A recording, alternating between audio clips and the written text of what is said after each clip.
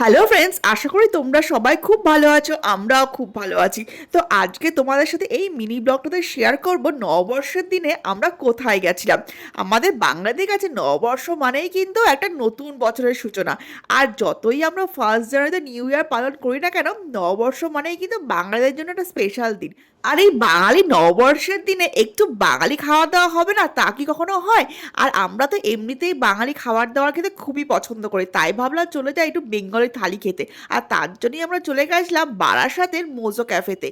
আর এখানে নববর্ষ উপলক্ষে দারুণ সুন্দর ডেকোরেশন তো করেছেই, তার সাথে ছিল দারুণ দারুণ কিছু বেঙ্গলি থালি, যেটা দেখে কিন্তু একদম আমাদের মন প্রাণ ভরে গেছিল। এই যে বেঙ্গলি থালির লিস্টে তোমাদেরকে দেখালাম, আর তার সাথে এত সুন্দর ডেকোরেশনটা করেছিল, সত্যি একদম নববর্ষের থিমটাতে এই ডেকোরেশনটা তো একদম জমে গেছিল। আর সেলফি কর্নারটা ধরো কত সুন্দর করেছে, এত সুন্দর জায়গায় বসে বসে সেলফি তুলতে কিন্তু দারুণ মজা লাগছিল।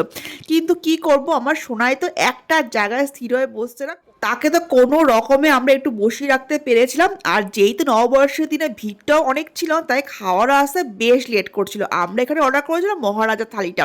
তারপরে দেখো সোনাইয়ের কাণ্ড, একবার এখানে উঠছে, একবার সেখানে উঠছে, একবার ফুল ছিঁড়ছে, আর এদিকে খাবারটাও আসছে না।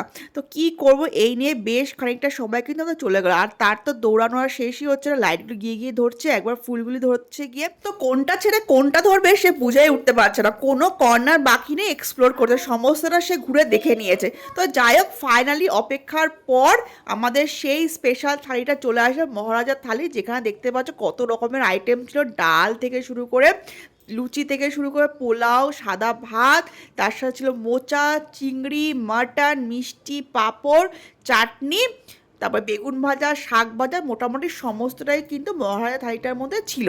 আর পোলাও দিয়ে মাটন কষা খেতে তো এমনিই ভালো লাগে, তাই না? আমার তো মোস্ট ফেভারিট কম্বিনেশন হচ্ছে মাটন, আর সাথে হচ্ছে বাসন্তী পোলাও। দেখতেই পাচ্ছ মাটনটা ছিল খুবই সফট। আর বাকি খাবারগুলো সত্যি কথা বলতে অ্যাভারেজই ছিল, যেহেতু সেদিনকে অনেকটাই রাশ ছিল।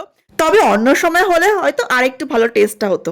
যাই হোক, আমাদের পেট পুজোটা কিন্তু খারাপ হলো না। নববর্ষের দিনে এই বাঙালি থালি চোখের সামনে হলে আর কি চাই, তাই না? তো আমাদের তো খাওয়া দাওয়া কমপ্লিট করে এই যে আমরা বেরিয়ে পড়লাম সুন্দর ঠান্ডা ঠান্ডা হাওয়া খেতে, আমরা চলে আসলাম বাড়ি। তো আজকে নববর্ষের দিনটা তো আমরা এইভাবেই কাটালাম। তো তোমরা কে কিভাবে কাটালে অবশ্যই কমেন্টসে জানিও, আমাদেরও খুব ভালো লাগবে। চলো বাই।